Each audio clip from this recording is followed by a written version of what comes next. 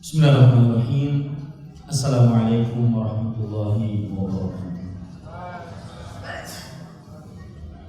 Innal hamdalillah nahmaduhu wa nasta'inuhu wa nastaghfiruh wa na'udzu billahi min shururi anfusina wa sayyiati a'malina. Man yahdihillahu fala mudilla lahu wa man yudlil fala hadiya lahu. وأشهد أن لا إله إلا الله وحده لا شريك له وأشهد أن محمدا عبده ورسوله. يا أيها الذين آمنوا اتقوا الله حق تقاته ولا تموتن إلا وأنتم مسلمون.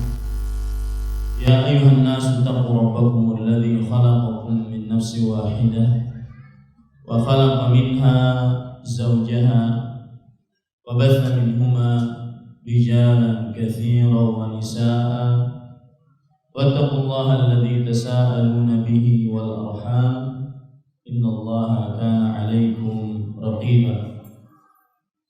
يا أيها الذين آمنوا اتقوا الله وقولوا قولا سديدا يصلح لكم أعمالكم ويغفر لكم ذنوبكم ومن يطع الله ورسوله فقد فاز فوزا عظيما. أما بعد فإن أصدق الحديث كتاب الله وخير الهدي هدي محمد صلى الله عليه وعلى آله وسلم وشر الأمور محدثاتها وكل محدثة بدعة وكل بدعة ضلالة وكل ضلالة في النار. Alhamdulillah, kita bersyukur pada Allah Subhanahu wa taala pada hari ini, hari Ahad, tanggal 12 Safar 1435 Hijriah, kita duduk bersama di dalam salah satu rumah dari rumah-rumah Allah Subhanahu wa taala untuk mengkaji ayat-ayat suci Al-Qur'an ataupun hadis-hadis Rasul sallallahu alaihi wasallam. Salawat dan salam semoga selalu Allah berikan kepada Nabi kita Muhammad sallallahu alaihi wasallam, pada keluarga beliau, para sahabat, serta orang-orang yang mengikuti beliau sampai hari kiamat kelak. Allahumma aslih lana dinana alladhi huwa ismatu amrina wa aslih lana dunyana allati fiha ma'ashuna wa aslih lana akhiratana allati fiha ma'aduna waj'alil hayata ziyadatan lana fi kulli khair waj'alil mauta rahatan lana min kulli syarr. Wahai Allah, perbaikilah urusan agama kami yang merupakan perisai diri kami, dan perbaikilah urusan dunia kami yang di dalamnya tempat tinggal kami, dan perbaikilah urusan akhirat kami yang di dalamnya tempat kembali kami, dan jadikanlah kehidupan sebagai tambahan bagi kami dalam setiap kebaikan, dan jadikanlah kematian sebagai peristirahatan bagi kami dari setiap keburukan. Allahumma amin. Sebelum saya lanjutkan, kumaha damang? Sebelum saya pergi ke Jakarta, saya menelpon Al-Ustadz Al-Fadhil Abu Haidar As-Sundawi hafizahullah ta'ala, dan subhanallah, terlihat dari suara beliau adalah seorang yang punya akhlak yang mulia.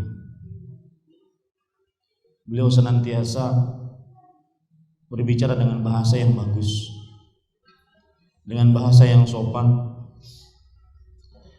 dan walaupun baru sekali saya berteleponan dengan beliau, terasa sudah lama sekali mengenal beliau. Mungkin inilah yang disebutkan oleh Rasul sallallahu alaihi wasallam dalam hadis yang diriwayatkan oleh Imam Muslim. Al-arwah junudun mujannadah, fama ta'arafa minha i'talaf wa ma tanakara minha ikhtalaf. Ruh adalah bala tentaranya Allah Subhanahu wa ta'ala yang sangat kuat. Ruh akan saling mengenal dengan cepat, terutama jika dia berasal dari orang-orang yang sama beriman, sama-sama mencintai karena Allah Subhanahu wa ta'ala. Dari tadi malam juga saya mendapatkan beberapa ikhwah yang menyambut seakan-akan mereka sudah kenal lama dengan saya. Ketika masuk masjid juga begitu, yang menyambut seakan-akan bapak, ibu, saudara-saudari sekalian adalah orang-orang yang lama kenal dengan saya. Maka saya ingin menyebutkan sebuah hadis Rasul sallallahu alaihi wasallam. Mudah-mudahan kita termasuk di dalamnya. Hadis diriwayatkan oleh Imam Tirmidzi. An Abdullah bin Umar radhiyallahu anhuma qala. Abdullah bin Umar radhiyallahu anhuma berkata, qala Rasulullah sallallahu alaihi wasallam. Rasulullah sallallahu alaihi wasallam bersabda, atau hadis ini diriwayatkan juga oleh Mu'adz bin Jabal. Rasulullah sallallahu alaihi wasallam bersabda, qala Allah azza wa jalla. Allah Subhanahu wa taala berfirman, al-mutahabbuna fi jalali lahum manabir min nur yaghbituhumul anbiya wa syuhada. Orang-orang yang saling mencintai karena kebesaranku, mereka akan memiliki di hari kiamat mimbar-mimbar dari cahaya, yang mana mimbar-mimbar tersebut dan kedudukan-kedudukan tersebut sampai para nabi dan orang-orang yang mati syahid iri terhadap mereka. Mudah-mudahan Bapak Ibu saudara-saudari yang dimuliakan oleh Allah Subhanahu wa taala, kecintaan karena Allah Subhanahu wa taala adalah salah satu amalan yang sangat luar biasa. Dalam hadis yang lain Rasul sallallahu alaihi wasallam bersabda, "Inna min ibadillah la unasan ma hum bi anbiya wala syuhada." Sesungguhnya di antara hamba-hamba Allah Subhanahu wa taala ada orang-orang yang bukan para nabi dan bukan para orang-orang yang mati syahid. Yaghbituhumul anbiya wasyuhada. Akan tetapi para nabi dan orang-orang yang mati syahid iri terhadap mereka. Yaumal qiyamati bi makanihim min Allah taala. Iri pada mereka pada hari kiamat karena kedudukannya di sisi Allah Subhanahu wa taala. Kemudian para sahabat Nabi radhiyallahu anhum bertanya, "Ya Rasulullah, tukhbiruna man?" Wahai Rasulullah, beritahukan kepada kami siapakah mereka. Maka Nabi Muhammad sallallahu alaihi wasallam menjawab, "Hum qaumun tahabu bi rahwillah ala ghairi arham." Mereka adalah orang-orang yang saling mencintai karena Allah, bukan karena hubungan kekerabatan, bukan karena hubungan keturunan. Wala amwal yata'atawnaha, dan bukan karena komersil yang mereka dapatkan dari hubungan tersebut. Fa wallahi inna wujuhahum lanu, demi Allah sesungguhnya wajah mereka adalah wajah-wajah orang yang mempunyai cahaya. Wa innahum ala nur, dan mereka di hari kiamat di atas cahaya. La yakhafuna idza khafan nas, mereka tidak pernah takut pada hari kiamat ketika manusia pada takut. Wala yahzanuna idza hazinan nas, dan mereka tidak pernah sedih, khawatir ketika orang-orang pada khawatir. Kemudian Nabi Muhammad sallallahu alaihi wasallam membaca ayat, "Ala inna awliya Allah la khaufun alaihim wa la hum yahzanun." Ketahuilah bahwasanya wali-wali Allah mereka tidak akan takut, la khaufun, tidak akan rasa takut, wala hum yahzanun, dan tidak akan sedih. Sebagian ulama menjelaskan maksud la khaufun wala hum yahzanun, la khaufun alaihim, orang-orang wali-wali Allah yang saling mencintai karena Allah, dan mudah-mudahan kita termasuk di dalamnya. La khaufun, tidak ada rasa takut pada mereka atas apa yang mereka tinggalkan dari keluarga yang mereka tinggalkan di dunia. Karena orang-orang yang bertakwa, orang-orang yang beriman, yang saling mencintai karena Allah. Dan ingat ini, perhatikan baik-baik, ini keutamaan orang-orang yang mencintai karena Allah yang saya dapati dari bapak-bapak dan ibu-ibu sekalian. Orang-orang yang mencintai karena Allah ini amalan hati. Dan amalan hati, para ulama bersepakat, amalan hati lebih luar biasa daripada amalan zahir.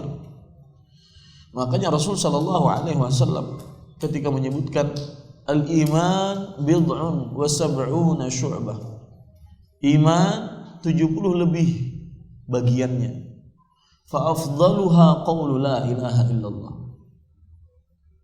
yang paling utama dari bagian iman adalah ucapan la ilaha illallah, karena dia berhubungan dengan hati, berhubungan dengan iman, berhubungan dengan hati seseorang, kepercayaan dia kepada Allah Subhanahu wa taala. Termasuk di dalamnya saling mencintai karena Allah Subhanahu wa taala, dan itu saya dapatkan. Demi Allah, saya tidak pernah mendapatkan di beberapa tempat kecuali dari bapak-bapak sekalian yang benar-benar tulus mencintai karena Allah Subhanahu wa taala. Mudah-mudahan itu ikhlas karena Allah Subhanahu wa taala. Perhatikan baik-baik, orang yang mencintai karena Allah, la khaufun alaihim, tidak ada rasa takut atas mereka. Apa maksudnya tidak ada rasa takut atas mereka? Ketika mereka meninggal, mereka meninggalkan keluarga, anak, istri, bapak, ibu, kakak, adik, paman, bibi. Maka orang yang beriman dan saling mencintai karena Allah, dia tidak akan takut karena keluarganya akan dijaga oleh Allah Subhanahu wa taala. Perhatikan baik-baik, ini amalan yang sangat luar biasa. Ingin Anda, keturunan Anda dijaga oleh Allah Subhanahu wa taala, amalannya apa? Cinta karena Allah. Mempunyai teman karena Allah. Yang kita saling mengingatkan karena Allah, berpisah karena Allah. Tidak menginginkan komersil apapun. Tidak menginginkan apapun kecuali hanya karena Allah. Saya menelpon si fulan hanya karena Allah. Saya mengingatkan si fulan karena saya sayang karena Allah Subhanahu wa taala. Walahum yahzanun, dan tidak ada rasa khawatir atas mereka. Orang-orang yang beriman yang saling mencintai karena Allah Subhanahu wa taala, mereka tidak akan rasa khawatir atas apa yang akan mereka masuki dari kehidupan akhirat. Mereka aman. Mereka tidak ada rasa khawatir, rasa takut tidak ada. Kenapa? Karena amalan saling mencintai karena Allah Subhanahu wa taala. Mulai sekarang cari kawan-kawan yang seperti itu. Cari kawan-kawan yang Anda berziarah karenanya hanya karena Allah. Yang Anda ingin melihat wajahnya atau ingin hanya sekedar mendengar suaranya hanya karena Allah. Biasakan amalan ini yang sangat luar biasa. Mungkin akan terasa aneh di awalnya, akan tetapi terasa nikmat sekali jika dilakukan dengan iman dan berharap pahala karena Allah Subhanahu wa taala. Para ikhwah yang dirahmati oleh Allah Subhanahu wa taala,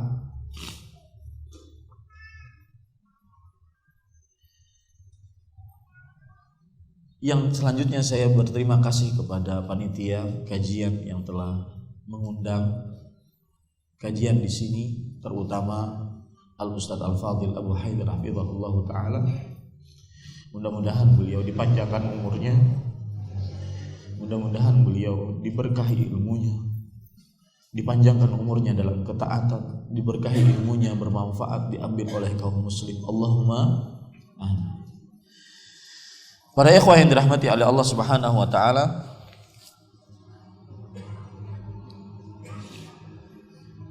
Umar bin Khattab radhiyallahu anhu pernah bertemu dengan seseorang, dan kisah ini disebutkan di dalam kitab Al-Aqdul Farid. Saya bacakan kisahnya. Ra'a Umar ibn al-Khattab radhiyallahu anhu rajulan mutaqanni'an. Umar bin Khattab radhiyallahu anhu pernah melihat seseorang yang sedang memakai surban dengan cara taqannu'. Taqannu' itu adalah memakai surban ditutup habis-habisan. Kepalanya, telinganya, kemudian hidungnya, kemudian mulutnya dia tutup. Biasanya orang-orang seperti ini melakukan seperti itu di Arab sana adalah karena ingin bepergian. Dahulu kita ketahui tidak ada alat-alat transportasi kecuali berjalan kaki, naik onta atau yang semisalnya. Maka kita tahu padang pasir Arab sangat luar biasa, banyak angin dan banyak debu. Maka mereka melakukan surban sampai mereka menutup seluruhnya kecuali kadang mata. Nah, Umar bin Khattab radhiyallahu anhu melihat seseorang di tengah kota kok pakai itu, kok pakai surban yang ditutup habis rapat. Faqala lahu, maka Umar bin Khattab radhiyallahu anhu berkata kepada orang tersebut, kana Luqmanul Hakim yaqul al-qina'u ribatun bil-lail wa dhullun bin-nahar. Kata Umar bin Khattab radhiyallahu anhu menyindir orang tersebut yang di tengah kota memakai surban yang habis-habisan ditutup kecuali kedua matanya.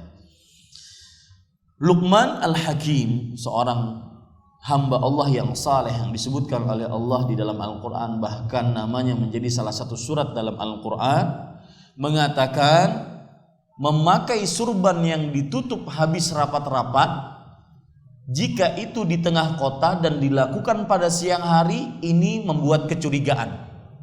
Jangan-jangan apa? Bukan teroris, jangan-jangan apa? Maling.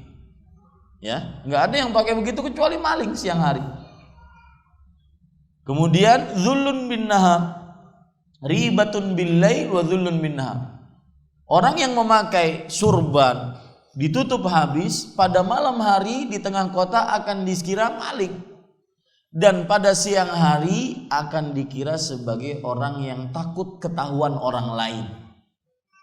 Kemudian orang yang memakai surban tadi menjawab, faqala ar-rajul inna Luqman al-Hakim lam yakun alaihi dainun. Sesungguhnya wahai Umar bin Khattab, Luqman al-Hakim yang bijaksana tersebut, dia berkata seperti itu karena dia tidak punya hutang. Artinya apa? Orang-orang yang memakai seperti ini di tengah kota pada malam hari itu akan menimbulkan kecurigaan. Padahal dia pakai itu gara-gara ingin tidak dikenal, karena dia adalah orang yang mempunyai hutang. Ya. Dan juga ketika dia pakai siang hari, dia ingin tidak dikenal agar dia tidak terhina di tengah orang banyak. Nah, makanya tema kita pada pagi hari ini, terhina karena hutang.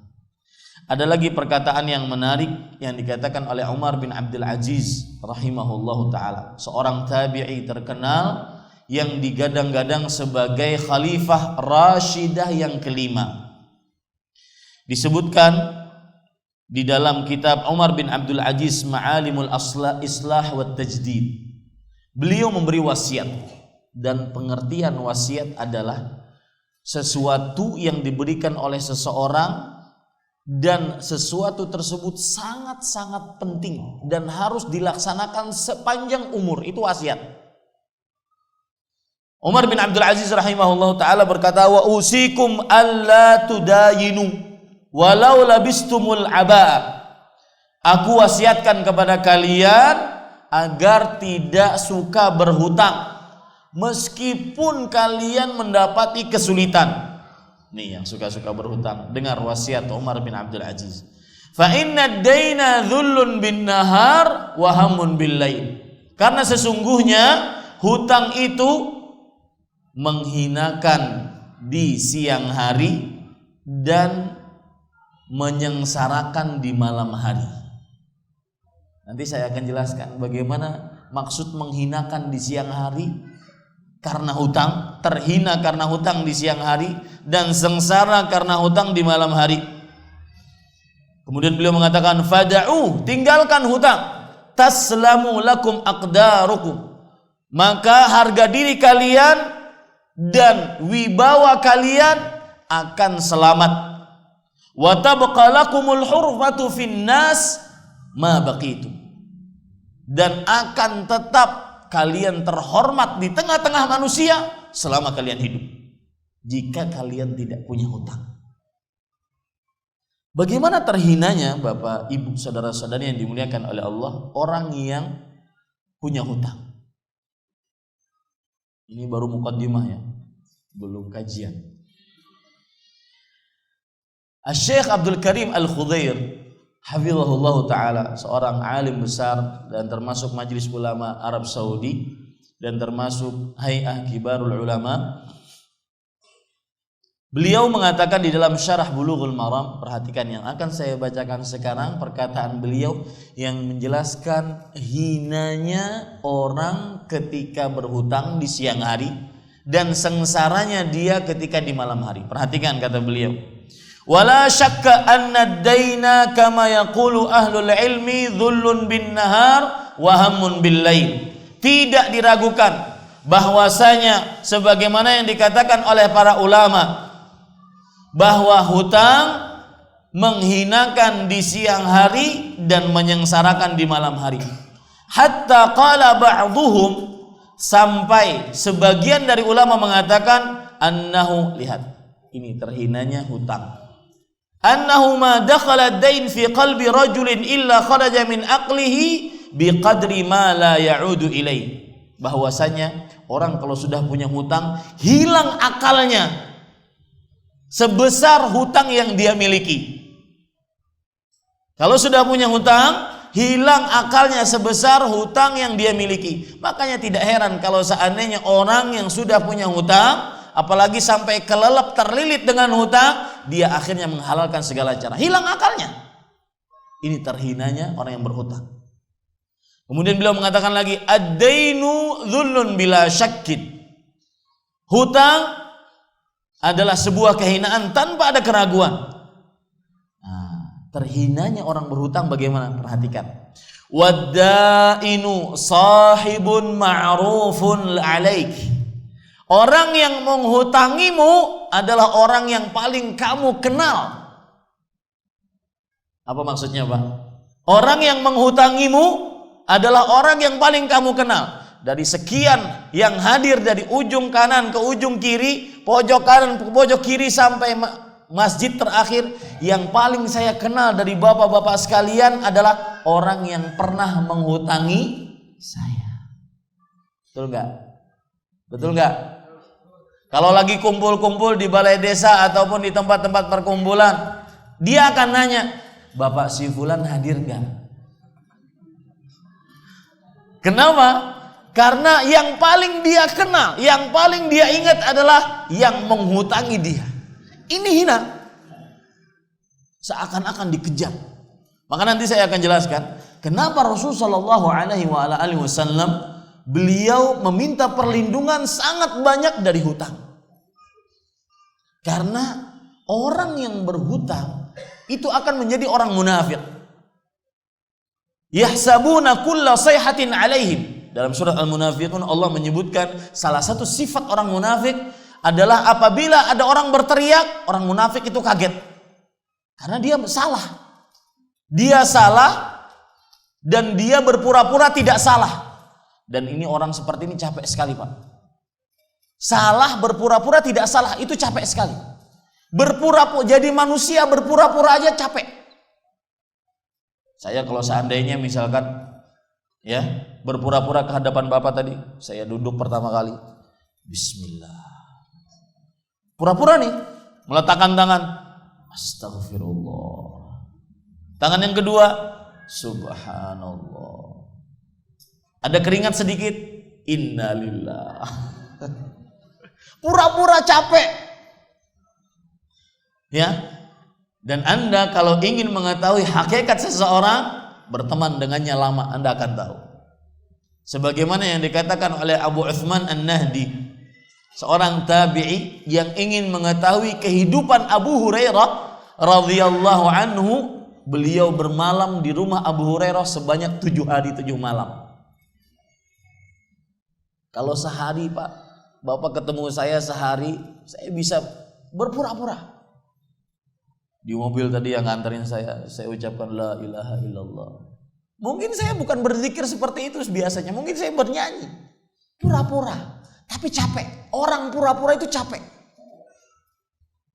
Makanya Rasulullah SAW bersabda, al-mutasyabbi'u bima laysa minhu fahuwa kalabisi thawbai zur. Orang yang berbuat yang bukan pada dirinya, orang yang berlaku yang bukan pada sifatnya, itu seperti orang yang memakai 2 pakaian topeng. Capek dia, berganti-ganti, bukan aslinya. Kemudian Abu Uthman An-Nahdi rahimahullah, saya ingin cerita tadi tentang sebuah perkara yang menarik, mungkin sedikit melenceng dari hutang.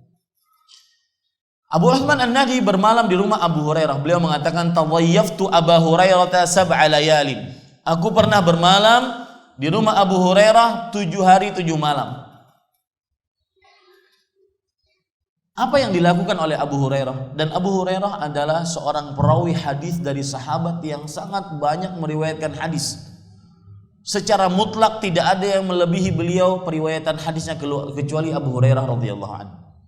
Beliau meriwayatkan sebuah hadis. Rahimallahu imra'an shalla qama minal laili fa shalla thumma ayqadha ahlahu fa shallat fa in abat nadha fi wajhil ma. Allah merahmati seorang lelaki yang bangun malam kemudian dia sholat malam, lalu dia bangunkan istrinya, lalu istrinya sholat malam. Jika istrinya tidak mau bangun, dipercikan air di wajah istri tersebut. Wa rahimallahu imra'atan qamat minal laili fa shallat thumma ayqadhat zawjaha fa shalla fa in aba nadha fi wajhihil ma. Dan Allah merahmati seorang istri yang bangun malam. Perhatikan, ini penting. Yang bangun malam, kemudian dia sholat, kemudian dia membangunkan suaminya itu sholat. Kalau seandainya suaminya enggan sholat, dipercikan di wajahnya air. Ini hadis yang meriwayatkan siapa? Yang meriwayatkan siapa tadi? Abu Hurairah. Ternyata kata Abu Uthman An-Nahdi, tawayyaftu Abu Hurairah 7 layal. Aku bermalam di rumah Abu Hurairah 7 hari 7 malam. Fakana huwa wa imra'atuhu wa khadimuhu ya'taqibuna al-laila athlathan. Ternyata beliau Abu Hurairah dan istrinya dan pembantunya membagi malam menjadi sepertiga. Berarti beliau mengamalkan hadis yang beliau ucapkan tadi, hadis yang beliau riwayatkan tadi, yaitu sepertiga malam pertama beliau sholat, kemudian beliau bangunkan istrinya. Sepertiga malam kedua istrinya sholat, kemudian beliau bangunkan, istrinya membangunkan pembantunya. Sepertiga malam terakhir pembantunya sholat dan sampai subuh. Begitu terus selama 7 hari 7 malam. Apa pelajaran yang kita bisa ambil dari hadis ini? Inilah orang yang memang kebiasaannya seperti itu, tidak dirubah-rubah, tidak berpura-pura. Satu. Yang kedua, pelajaran yang kita biasa ambil dari riwayat ini ingat, Bapak Ibu saudara-saudari ingin keluarga harmonis, salah satu yang harus dilaksanakan adalah saling tolong menolong di dalam kebaikan dan ketakwaan. Di antaranya yang dicontohkan oleh Abu Hurairah dengan istrinya, saling tolong menolong di dalam kebaikan dan ketakwaan. Dan jangan menggembosi pasangan jika pasangan ingin lebih baik dalam kebaikan dan ketakwaan. Saya beri contoh. Tadi pas kajian Ustadz Ahmad Zainuddin cerita tentang sholat malam. Saya pengen sholat malam. Padahal sholat subuh aja kadang-kadang terlambat. Akhirnya beliau pun bangun untuk sholat subuh. Jam 2 sudah bangun. Sang suami ini jam 2 sudah bangun. Sudah pakaian thawb kayak saya, pakai surban. Kalau istri yang ingin tolong menolong dengan suaminya, biarkan, jangan digembosi. Jangan dibilang, Kang, baru dengar kajian sekali, sudah gayanya kayak ustadz. Habis itu sang suami kan bangun jam 2, di sini subuh jam 4. Setengah 3 setelah mandi pakai thawb, pakai kamis seperti ini, pakai surban ke masjid. Bingung dia, kok masjid belum buka? Belum pernah ke masjid masalahnya. Apabila istri mendapati suaminya berubah seperti itu, biarin. Anggap itu sudah lama terjadi. Jangan digembosi. Bilang ke suami tersebut, Kang, itu bukanya 3:30. Jangan dibilang, Kang sih gak pernah ke masjid. Baru sekali dapat kajian sudah mau jadi ustadz. Jangan dibilang seperti itu. Ya, ini konsep sukses berumah tangga, saling tolong menolong di dalam kebaikan dan ketakwaan. Kembali ke permasalahan kita. Wadda'inu sahibun ma'ruf alaik. Orang yang menghutangimu adalah orang yang paling kamu kenal. Ini terhinanya hutang. Walau rafa'a sautahu alaika law adzaka ahadun ma ahadun yalumu. Kalau seandainya orang yang menghutangimu tersebut, misalkan ada bapak menghutangi saya, salah seorang dari bapak menghutangi saya. Kemudian di tengah bapak-bapak dan ibu-ibu sekalian, si fulan tersebut mengangkat suaranya, Din, bayar hutang. Ceramah aja nggak bayar hutang. Bayar hutang. Kemudian dia mencela saya, dasar ustadz gadungan nggak mau bayar. Ya, maka bapak-bapak sekalian tidak akan marah, tidak akan membantu saya. Kenapa? Karena memang orang ini berhak untuk meminta hutangnya. Nah, itu terhinanya di siang hari. Kemudian kata beliau, ta'ridu nafsaka lil ihanah. Kadang-kadang orang yang berhutang benar-benar terhina di hadapan orang banyak.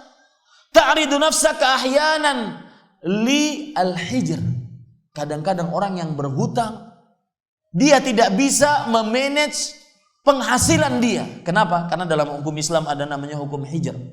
Hukum hijr itu adalah apabila orang, misalkan saya terlilit hutang dan saya punya penghasilan setiap bulannya, gaji saya setiap bulannya itu harus diambil oleh penguasa agar nanti saya bisa membagi-bagikan kepada saya yang berhutang kepadanya. Itu namanya hukum hijr. Terhina sekali orang yang berhutang. Wa ta'ridu nafsaka ahyanan lis-sijni wat ta'dib. Dan terkadang seseorang yang berhutang, gara-gara hutangnya tidak sedikit dia masuk penjara. Subhanallah, saya punya cerita Bapak Ibu saudara-saudari, mungkin saya pernah mendengar cerita tersebut.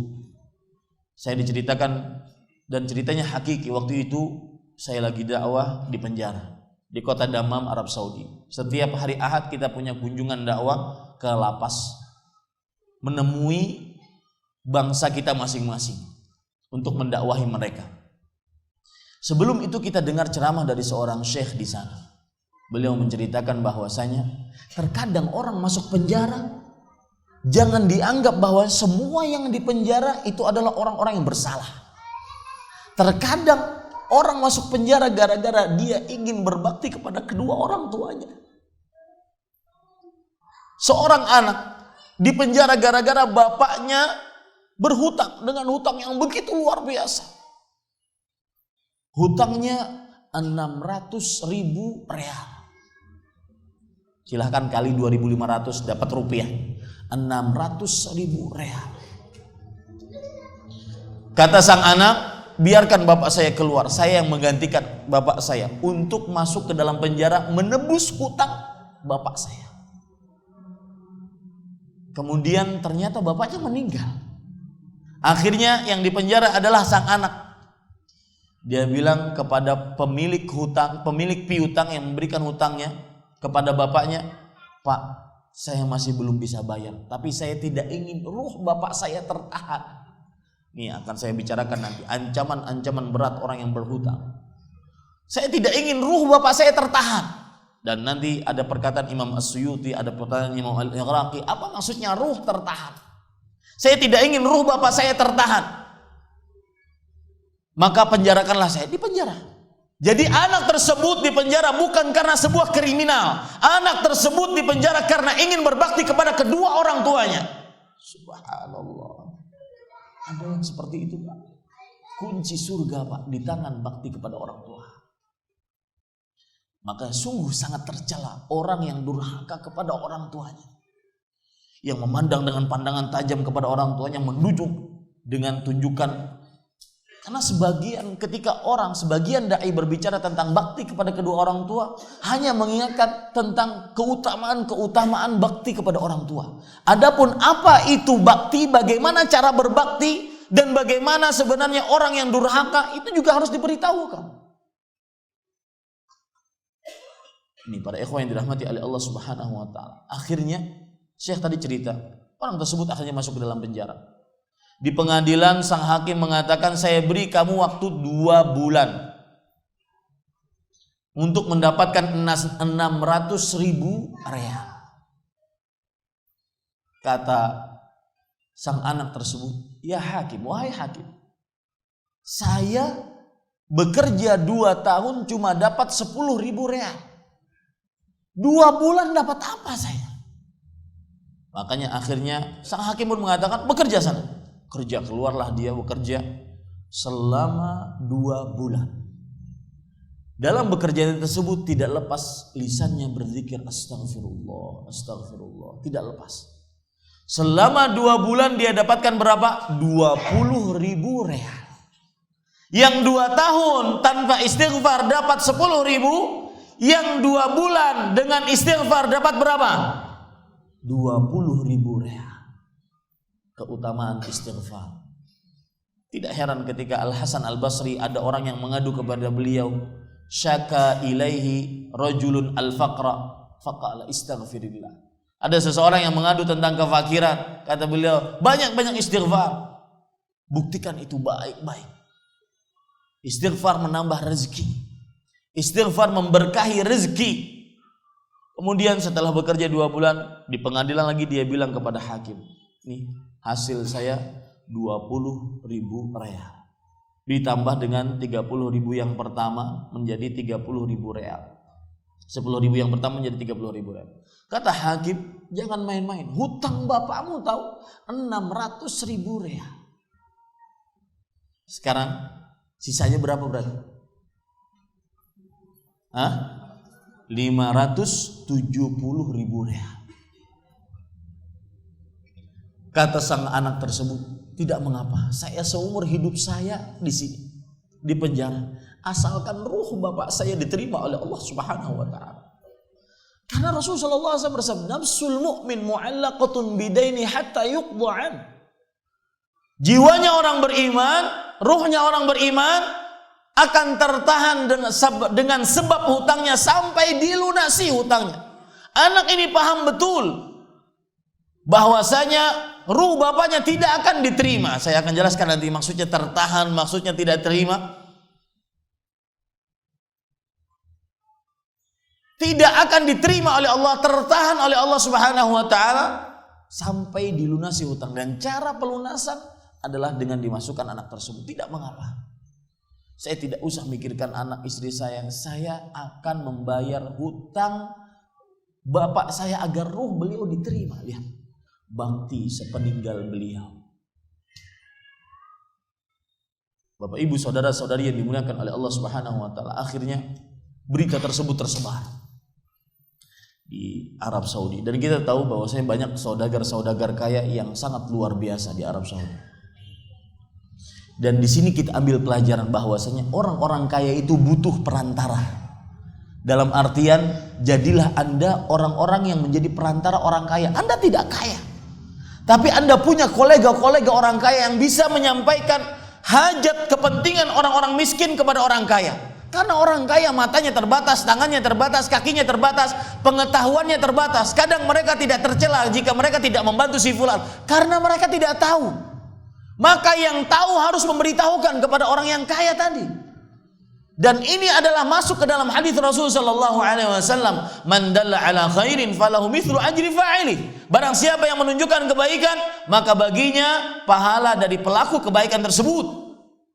Harus ada perantara-perantara. Ternyata Bapak Ibu saudara-saudari, berita tersebar, ada anak, judul beritanya, dan itu masuk koran, ada anak masuk penjara gara-gara ingin berbakti kepada orang tuanya. Subhanallah.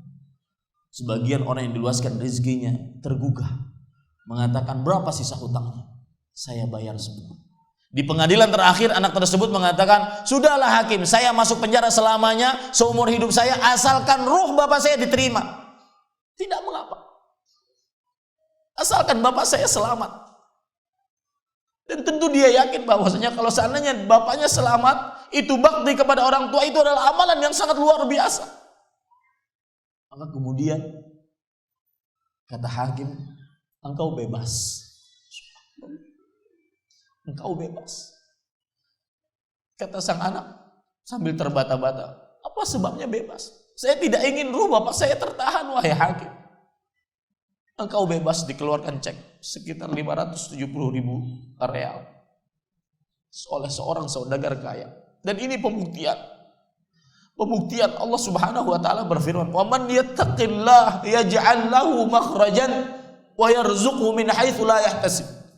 Barang siapa yang bertakwa kepada Allah, Allah akan berikan padanya jalan keluar, dan Allah akan beri rezeki kepadanya dari arah yang dia tidak sangka. Anda seret rezeki, introspeksi Anda dengan ketakwaan kepada Allah. Dagangan tidak lancar, usaha tidak lancar, introspeksi Anda dengan ketakwaan kepada Allah Subhanahu wa taala. Pasti ada sesuatunya. Para ikhwah yang dirahmati oleh Allah Subhanahu wa taala, baru kita masuk ke dalam tema. Ini baru mukaddimah. Yang pertama, terhina karena hutang. Saya ambil tema ini karena ada beberapa hal yang harus diperhatikan oleh kaum muslim, bahwa hutang bukan sekedar pinjam meminjam, akad hutang menghutangi, bukan. Ternyata sangat luar biasa perhatian Rasul sallallahu alaihi wasallam terhadap hutang. Terhina karena hutang yang pertama karena hutang sangat dibesarkan oleh Rasul sallallahu alaihi wasallam perkaranya. Bahkan sampai orang yang meninggal dalam keadaan berhutang, untuk zaman pertama kali Rasulullah sallallahu alaihi wasallam tidak mensalati orang tersebut. Jadi di awal-awal syariat Islam, ketika Rasul sallallahu alaihi wasallam didatangkan kepada beliau jenazah, beliau pasti selalu bertanya, hal alaihi dainun? Apakah si mayat ini, jenazah ini mempunyai hutang? Kalau seandainya dikatakan na'am, iya wahai Rasulullah, sallu ala sahibikum. Kalau begitu, salatkan jenazah kalian ini sendiri. Artinya, entah dia punya peninggalan harta warisan untuk bayar hutangnya atau tidak, kalau punya hutang saja silahkan solatkan. Tidak disolati oleh Rasulullah SAW. Bukti pengagungan Rasulullah SAW terhadap hutang. Coba perhatikan hadisnya, diriwayatkan oleh Imam Bukhari. An Salamah bin al-Aqwa radhiyallahu anhu anna Nabiy sallallahu alaihi wasallam utiya bi janazah liyusalli 'alaiha. Dari Salamah bin al-Aqwa radhiyallahu anhu, beliau meriwayatkan bahwa Nabi Muhammad sallallahu alaihi wasallam pernah dihadapkan kepada beliau jenazah agar beliau mensalati jenazah tersebut. Faqala hal 'alaihi min dain? Lalu beliau bersabda, yaitu bertanya, apakah si mayit ini mempunyai hutang? Kemudian para sahabat menjawab, la, Tidak wahai Rasulullah, jenazah tersebut bebas dari hutang. Fasalla alaihi, maka beliau pun mensalati jenazah tersebut. Thumma utiya bi janazatin ukhra, lalu datangkan jenazah yang lain. Lalu Nabi Muhammad SAW bertanya lagi dengan pertanyaan yang sama. Hal alaihi min dain, apakah dia mempunyai hutang? Jenazah ini punya hutang, punya tanggungan hutang? Qalu na'am. Para sahabat menjawab, iya wahai Rasulullah SAW. Lihat, setelah dijawab iya, beliau tidak bertanya, apakah ada harta waris sehingga untuk bayar hutang? Tidak.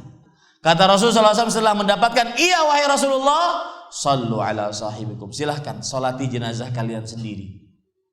Dan peringatan keras, ancaman tegas dari Rasul sallallahu alaihi wasallam apabila beliau tidak mensalati seorang jenazah. Karena di dalam salat jenazah terdapat doa dari Rasul sallallahu alaihi wasallam. Berarti orang yang tidak disolati oleh Rasul sallallahu alaihi wasallam lepas dari doa yang mulia itu, doa yang mustajab tersebut. Ini merupakan ancaman keras dari Rasul sallallahu alaihi wasallam. Awal-awal syariat Islam seperti itu tentang hutang. Cukup Rasul sallallahu alaihi wasallam bertanya, apakah punya hutang? Jika punya hutang, silahkan solati jenazah kalian. Hati-hati. Tetapi kemudian terdapat keringanan dari Allah Subhanahu wa taala. Rasulullah sallallahu alaihi wasallam bersabda dari hadis Abu Hurairah radhiyallahu anhu, beliau berkata, "Falamma fatahallahu alaihi al-futuh."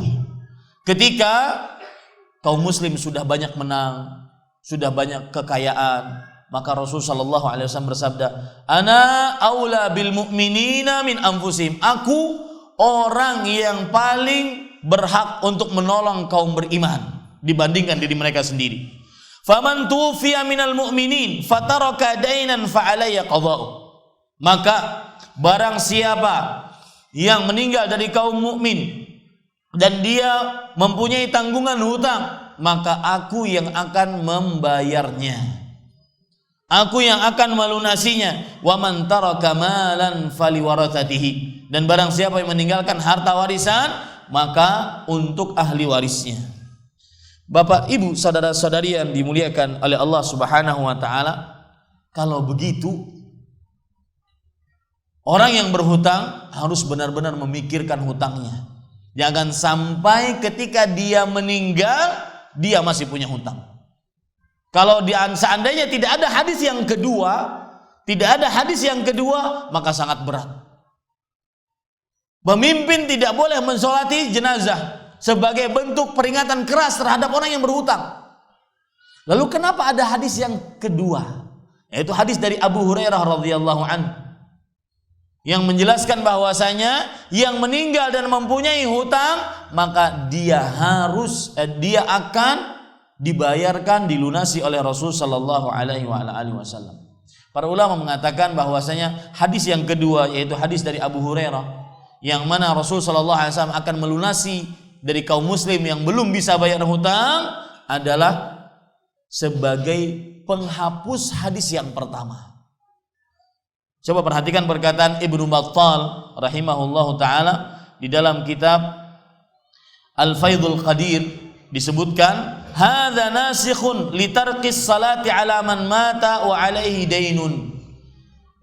Hadis Abu Hurairah adalah merupakan hadis penghapus hukum terhadap orang-orang yang meninggal dan masih mempunyai tanggungan hutang. Jadi awalnya orang yang meninggal pasti punya tanggungan hutang, diapakan oleh Rasul sallallahu alaihi wasallam awal-awalnya? Diapakan? Tidak disolati. Tetapi ada hadis yang kedua, itu sebagai penghapus dari hadis yang pertama. Tetap disolati oleh Rasulullah dan yang akan membayarnya adalah Rasulullah sallallahu alaihi wasallam.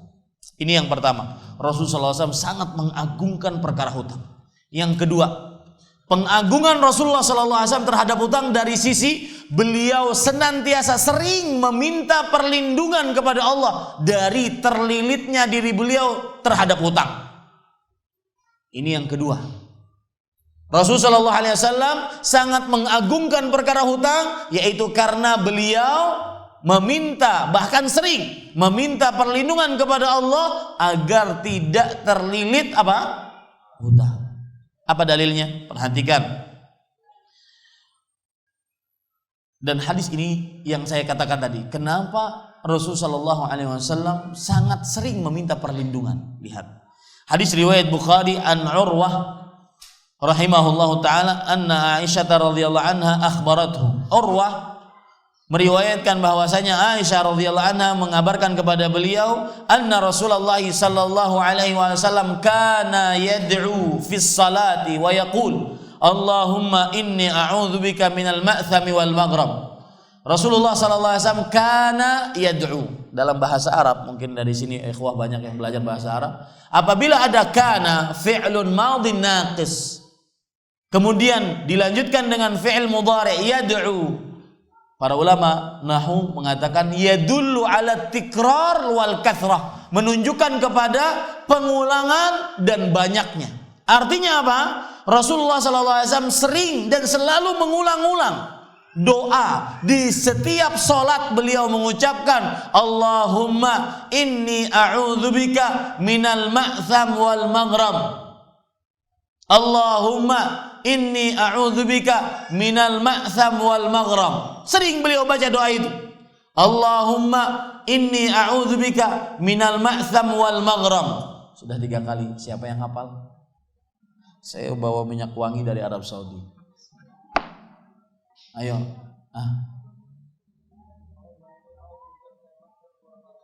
Allahumma inni a'udzubika minal ma'tham wal maghrab. Silakan.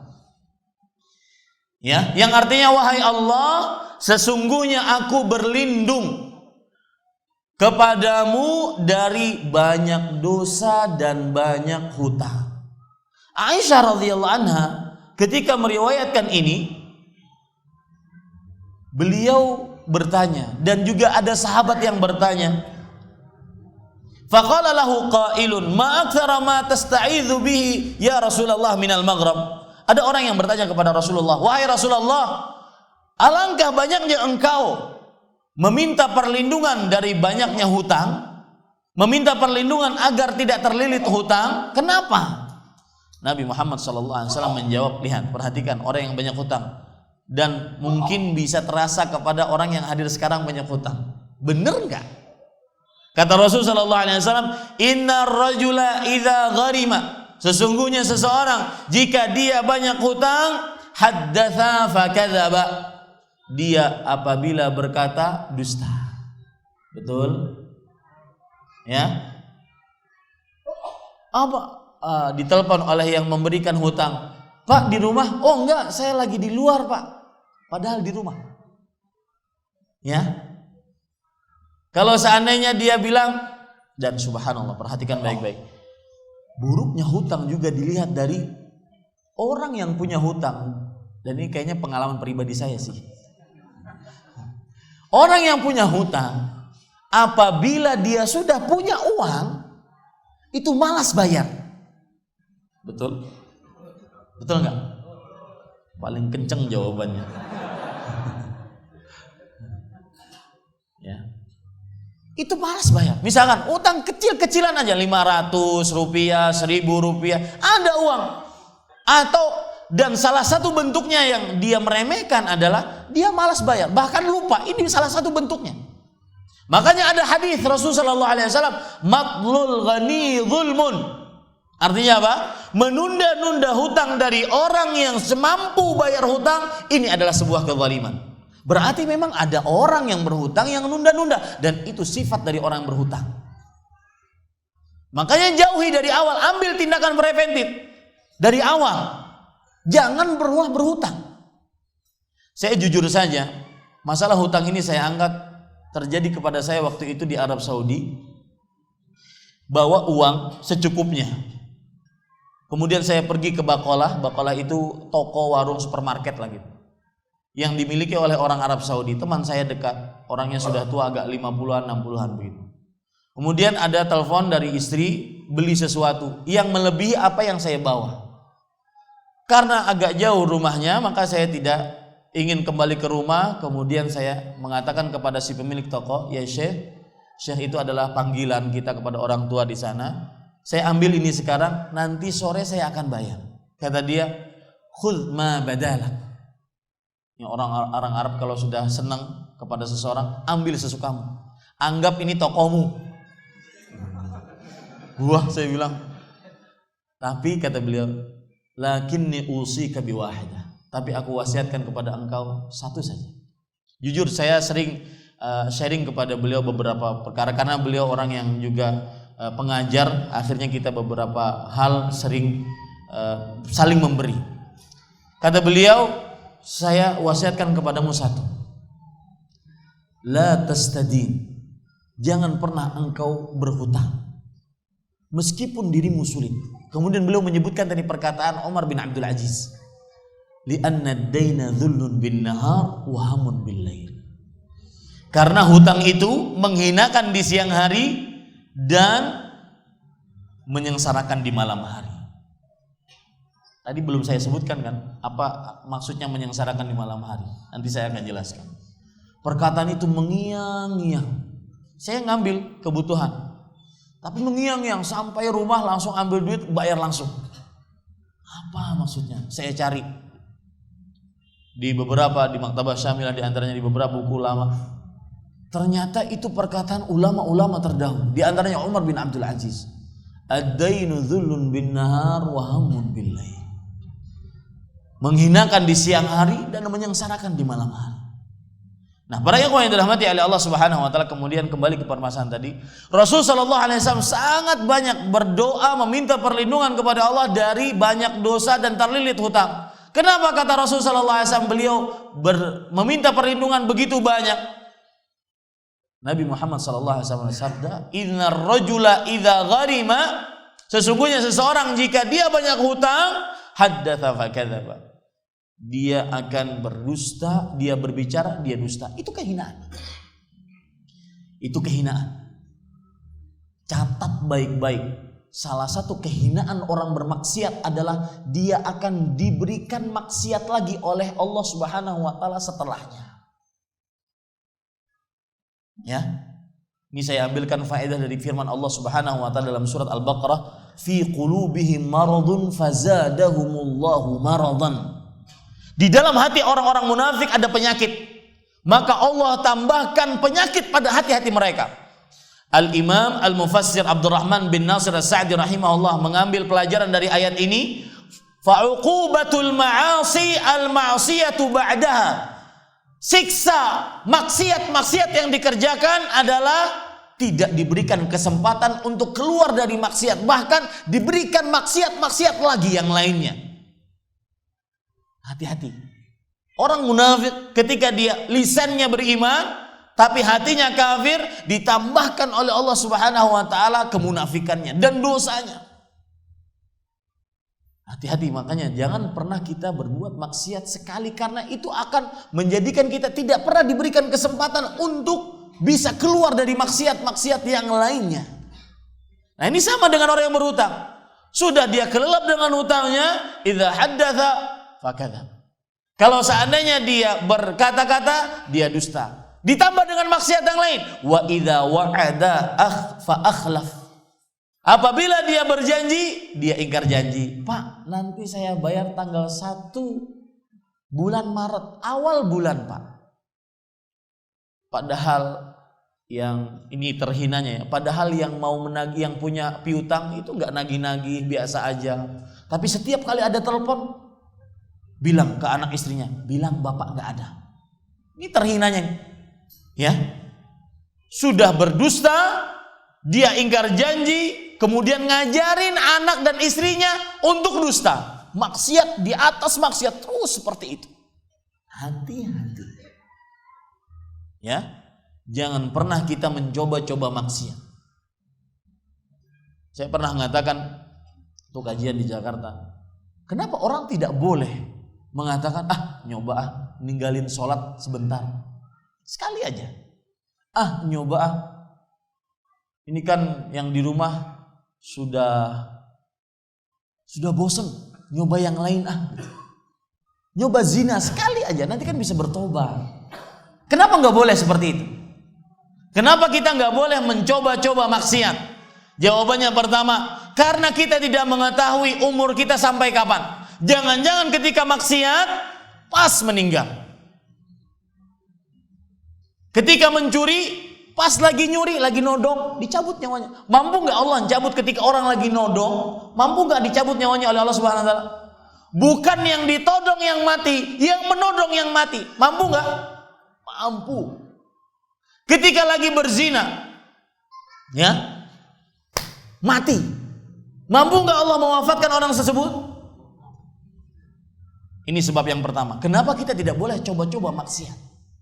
Yang kedua, sebab yang kedua adalah kenapa orang tidak boleh maksiat, karena walaupun kita umurnya panjang, mungkin kita tidak diberikan petunjuk untuk bertaubat kepada Allah Subhanahu wa taala. Bahkan yang paling parah yang disebutkan oleh Syekh Abdurrahman bin Nasir As-Sa'di tadi, fa'uqubatul ma'asi al-ma'siyatu ba'dah. Siksanya maksiat setelahnya. Jangan-jangan tambah umur panjang, tua-tua keladi, semakin tua semakin menjadi. Seperti orang, saya pernah ketemu dengan orang bahwasanya 40 tahun sudah nggak sholat di Arab Saudi. Ini ceritanya, Pak, ayo dong sholat, ntar aja kalau udah pulang ke Jakarta sholat. Di sini tempatnya mencari dolar dan real untuk sholat ntar aja. Loh, para nabi dan para rasul saja baru umur 40 tahun dijadikan nabi dan rasul. Wajar kalau sekarang saya belum sholat. Orang seperti ini, ya, dia mana tahu dia bahwasanya umurnya akan panjang. Kalaupun umurnya panjang, apakah diberikan kesempatan untuk bertaubat atau tidak?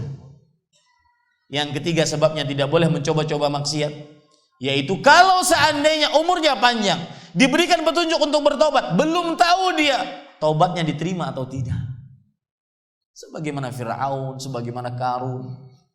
Fir'aun itu beriman, Pak. Fir'aun itu beriman. Amantu annahu la ilaha illa alladzi amanat bihi Bani Israel. Aku beriman, kata Fir'aun, dengan apa yang disembah oleh Bani Israel. Tetapi keimanannya nggak diterima karena terlambat, Pak.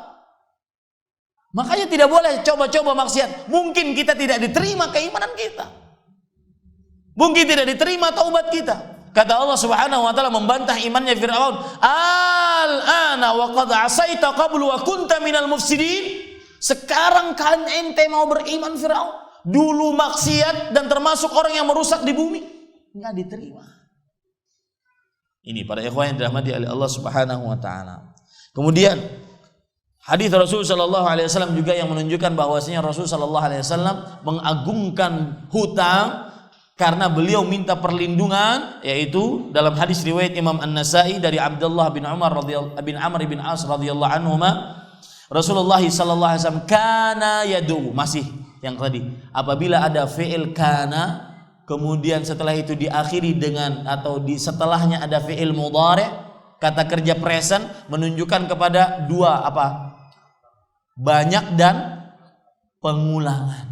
Kana yad'u bihaula'il kalimat. Sering Rasul sallallahu alaihi wasallam berdoa dengan doa-doa ini. Allahumma inni a'udzubika min ghalabatid dain wa ghalabatil adu wa syamatatil a'da. Wahai Allah, aku berlindung kepadamu dari terlilit dengan hutang, dikalahkan musuh, dan juga keburukan para musuh.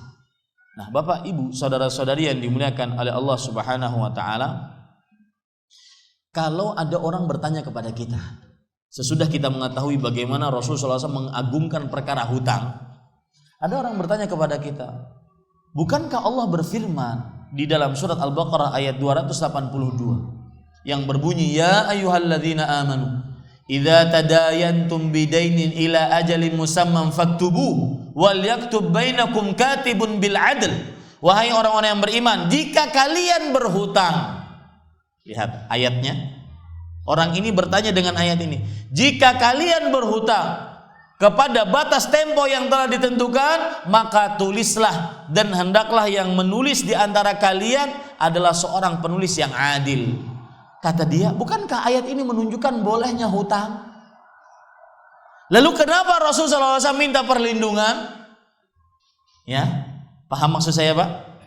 Ayat ini menunjukkan bahwasanya Allah memperbolehkan berhutang di dalam agama Islam. Seorang beriman boleh berhutang kepada kaum beriman lainnya. Tetapi kenapa Rasulullah SAW minta perlindungan dari banyaknya hutang? Maka jawabannya ada beberapa. Yang pertama, Rasul sallallahu alaihi wasallam minta perlindungan dari keperluan untuk berhutang. Apa maksudnya? Beliau meminta perlindungan, ya Allah jauhkanlah aku agar tidak berhutang. Itu maksudnya. Jauhkanlah aku dari sebuah keadaan yang menyebabkan aku dengan keadaan tersebut berhutang. Itu maksud beliau minta perlindungan kepada Allah dari banyaknya hutang. Ini yang pertama. Dan ini sebagaimana yang dikatakan oleh para ulama, di antaranya yaitu Syekh Abdurrahman bin Nasir As-Sa'di rahimahullah, beliau mengatakan hadza ayatud dain wa huwa atwalu ayatil Qur'an wa qad ishtamalat ala ahkamin 'azimah jalilah al-manfa'ati wal miqdar ahaduhuma annahu tajuzu jami'u anwa'il mudayanah min salam wa ghairihi li'anna Allah akhbar 'anil mudayanah allati 'alaiha al-mu'minun ikhbaran muqarrar laha dzakiran ahkamaha wa dzalika yadullu 'alal jawaz. Ayat ini adalah ayat yang paling panjang dalam Al-Qur'an. Ayat tentang hutang yang mencakup hukum-hukum yang sangat luar biasa bermanfaat. Ayat ini menunjukkan tentang bolehnya berhutang. Ya, ayat yang saya sebutkan tadi, surat ayat yang paling panjang dalam Al-Quran, surat Al-Baqarah ayat 282. Lalu kenapa Rasulullah SAW minta perlindungan dari hutang? Sebabnya adalah agar beliau tidak masuk ke dalam sebuah keadaan yang dengan keadaan tersebut beliau berapa? Berhutang. Ini sebab yang pertama, ya, bahwasanya beliau minta perlindungan dari banyaknya hutang gara-gara agar beliau tidak punya keadaan, tidak masuk ke dalam keadaan yang dengan keadaan tersebut beliau berhutang. Yang kedua, kenapa beliau minta perlindungan dari hutang padahal hutang itu boleh? Yaitu meminta perlindungan dari keburukan-keburukan yang dihasilkan oleh hutang. Kenapa beliau minta perlindungan kepada Allah agar tidak terlilit hutang? Karena hutang itu buruk. Beliau tidak ingin mendapatkan hal yang buruk dari hutangnya. Makanya beliau minta perlindungan kepada Allah Subhanahu wa taala. Dan hal yang buruk tadi contohnya seperti apa? Orang yang berhutang, gara-gara hutangnya dia menjadi orang apa? Orang munafik, berdusta, ingkar janji, dosa besar itu, Pak. Dusta dan ingkar janji itu adalah dosa besar. Kemudian sebab yang ketiga, kenapa Rasulullah SAW meminta perlindungan dari hutang kepada Allah padahal hutang diperbolehkan dalam Al-Quran? Jawaban yang ketiga adalah perlindungan dari ketidakmampuan untuk melunasi hutang. Nah, ini saya nasihatkan kepada ibu-ibu yang sering berhutang, terutama dalam rangka arisan. Arisan itu hutang, Pak. Syekh Abdul Muhsin Al-Abbad hafizahullah ta'ala, ketika saya duduk di hadapan beliau sering ditanya tentang hutang dan tentang hukum arisan. Kata beliau, hadza dain, ini hutang. La tuksiru minad dain, jangan kalian perbanyak hutang. Itu hutang tuh. Ya, arisan itu hutang. Dan apalagi kita tidak mengetahui sampai kapan umur kita. Ada yang berkelit, kalau begitu Ustaz, kita pengen dapatnya di akhir aja kalau begitu. Apa maksud beliau ini? Kalau dapat di awal berarti kan kita berhutang kepada orang. Loh, saya ingin berarti dapatnya di akhir aja. Paham maksudnya kalau arisan? Arisan kalau dapat di awal berarti saya ngapain? Hutang sama orang. Tapi kalau dapat di akhir saya ngutangin orang. Maka jawabannya, ya, kalau semua kayak Bapak nggak ada yang awal, nggak ada yang akhir. Ya, ini. Dan kadang-kadang ada lagi orang yang memberatkan diri sendiri. Ini disinggung oleh Syekh Shalih Fauzan hafizahullah ta'ala. Seperti misalkan arisan kurban, arisan hajian, arisan umroh. Ya, ini hutang, Pak. Dan kurban, haji, umroh itu adalah wajibnya bagi orang-orang yang mampu. Walillahi 'alan nasi hijjul baiti man istata'a ilaihi sabila. Surat Ali Imran.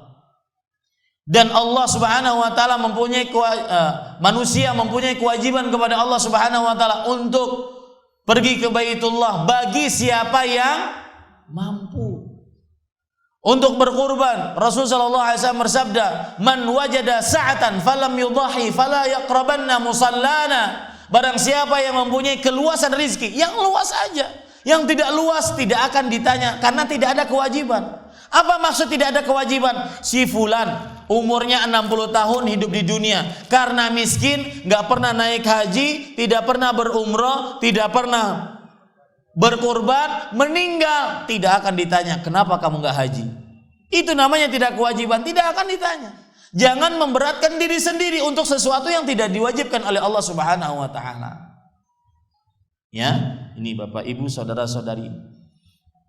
Nah, tadi sebab yang ketiga, meminta perlindungan dari ketidakmampuan untuk melunasi hutang. Kita tidak tahu kapan kita bisa melunasi hutang. Tercela sekali kalau seandainya ada orang berhutang, dia tidak tahu nanti ini